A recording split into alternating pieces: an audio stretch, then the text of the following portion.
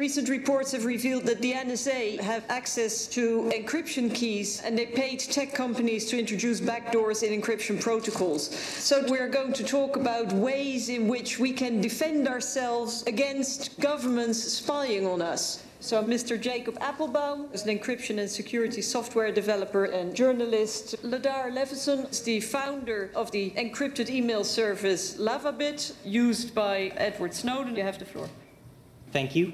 Lavabit is an email service that hopefully one day will be able to stand on its own without any references to Snowden.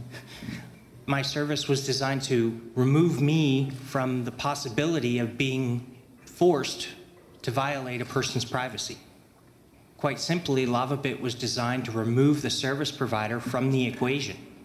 By not having logs on my server and not having access to a person's emails on disk, I wasn't eliminating the possibility of surveillance. I was simply removing myself from that equation. In that surveillance would have to be conducted on the target, either the sender or the receiver of the messages.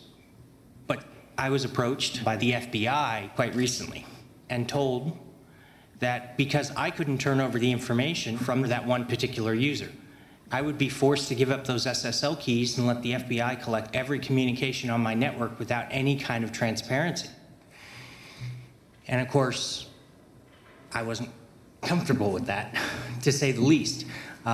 More disturbing was the fact that I couldn't even tell anybody that it was going on. So I decided, if I didn't win the fight to unseal my case, if I didn't win the battle to be able to tell people what was going on, then my only ethical choice left was to shut down. Think about that.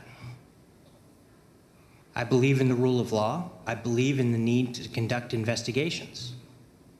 But those investigations are supposed to be difficult for a reason.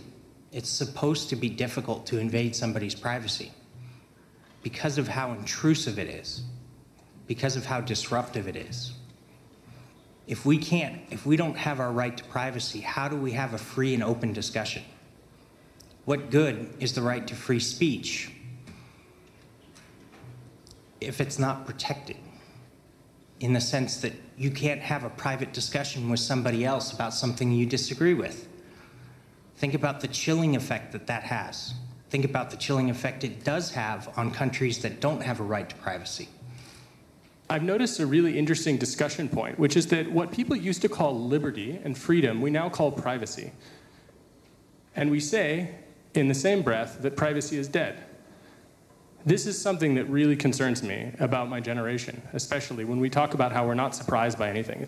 I think that we should consider that when we lose privacy, we lose agency, we lose liberty itself, because we no longer feel free to express what we think. There's this myth of the passive surveillance machine. But actually, what is surveillance except control? This notion that the NSA are passive, this is nonsense. What we see is that they actively attack European citizens, American citizens, and in fact, anyone that they can if they perceive an advantage.